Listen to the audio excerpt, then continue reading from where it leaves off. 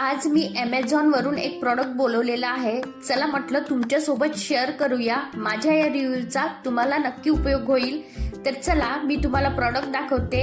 हे मी फ्रीजमध्ये ठेवण्यासाठी व्हेजिटेबल ठेवण्यासाठी डब्बे बोलवलेले आहे आणि हे खूप छान डब्बे आहेत. हे मला 6 डब्बे रिसीव्ह झालेले आहेत. खूप छान क्वालिटी आहे याची आणि हे मला 350 रुपयाला पडलेले आहे.